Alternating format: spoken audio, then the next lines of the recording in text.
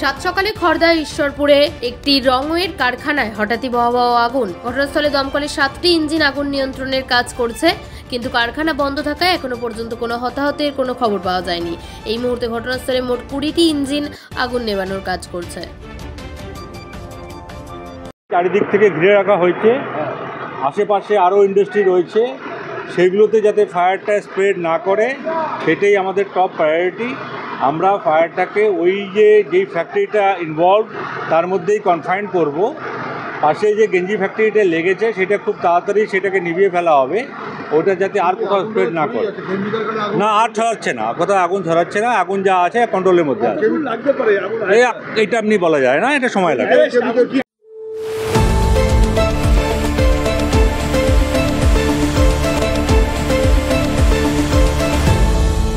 আপনারা দেখছেন এই বেলা বাংলা, শিরোনামে সবার আগে।